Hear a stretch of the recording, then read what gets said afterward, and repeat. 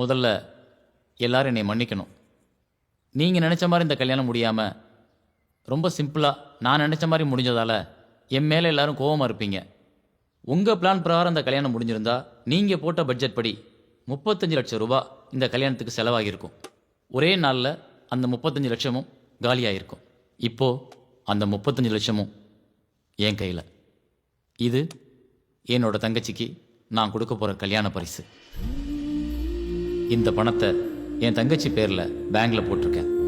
மாப்பிள்ளைக்கு பிடிச்ச தொழில் விவசாயம்னு சொன்னார். அவர் பேரில் பொள்ளாச்சிக்கு பக்கமாக ஒரு 25 ஏக்கர் நிலம் 5 வருஷம் லீஸுக்கு ரெஜிஸ்டர் பண்ணியிருக்கேன். இது அதுக்கான அக்ரிமெண்ட். அவர் உழைப்புல 5 வருஷம் கஷ்டப்பட்டா அதை அவரே சொந்தமாக்கிக்கலாம். பிடிச்ச தொழிலும் அன்பான குடும்பமும் அமைஞ்சிட்டா யாருடைய வாழ்க்கையிலையும் பிரச்சனைகள் வராது. பொருளாதார ரீதியாக வர்ற பிரச்சனைகளால தான் நிறைய குடும்பங்களில் டைவர்ஸ் வரைக்கும் போகுது. நம்ம கிட்ட இருக்கிற பணத்தை திருமண சடங்கு சம்பிரதாயம்ன்ற பேர்ல ஒரு நாள் விசேஷத்துக்காக எல்லாத்தையும் செலவு செஞ்சுட்டு 6 மாசத்துல குடும்பம் நடத்த பணம் இல்லாம கணவன் மனைவிக்குள்ள பிரச்சனைகள் வருது.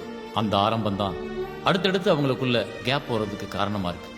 ஒன்று நிம்மதி இல்லாமல் வாழ்றாங்க, இல்லைன்னா கல்யாணம் செஞ்ச கொஞ்ச நாள்லயே பிரிஞ்சிடுறாங்க.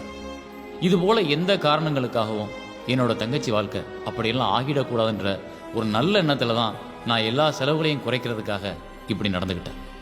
மனைவியோட கனவுகளுக்காக ஓடி ஓடி உழைக்கிறதுலையே கணவனோட வாழ்க்கை போயிடுது. கணவனோட பலத்தை உணராமல் இருக்கிறதுனால மனைவியோட வாழ்க்கை அர்த்தமில்லாமல் ஆயிடுது. கல்யாணம்ங்கிறது 6 மாதம் சந்தோஷமா இருக்கிறது இல்லை, ஆயுள் முழுக்க சந்தோஷமா இருக்கிறது. 50 வயசுக்கு அப்புறம் தான் உண்மையான காதல் கணவன் மனைவிக்குள்ளே ஸ்டார்ட் ஆகுது.